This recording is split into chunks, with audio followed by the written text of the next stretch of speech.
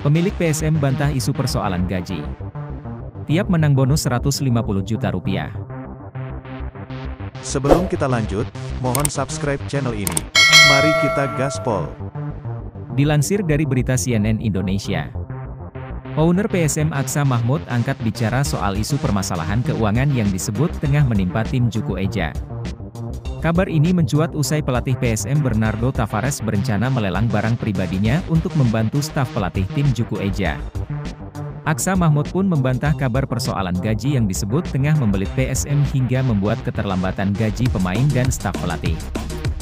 Hal itu diungkapkan Aksa Mahmud usai menyaksikan laga PSM versus Barito Putra di Stadion Gelora B.J. Habibie, Parepare, Jumat, 15 September 2023. Sebelum menyaksikan laga tersebut, Aksa Mahmud juga dikabarkan telah menggelar pertemuan dengan Komisaris Utama PSM Munafri Arifudin dan pelatih tim Juku Eja Bernardo Tavares.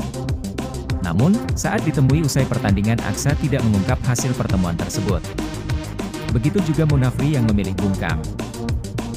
Ia juga menanggapi terkait sejumlah pemain inti Juku Eja tidak bermain pada laga melawan Barito Putra, seperti Kapten PSM, Willem Jan Pluim dan Sayuri bersaudara, Yance dan Yakob. Semua akan berjalan lancar. Justru hari ini kita coba pemain-pemain muda, karena kalau pemain-pemain muda ini tidak dipakai di bangku cadangan aja terus. Hari ini semua pemain di bangku cadangan yang main. Jadi ini makin percaya diri, kata Aksa. Menurut Aksa Mahmud, saat ini PSM tengah mempersiapkan diri untuk menghadapi laga di Piala AFC, meski jadwal Liga 1 juga sangat padat.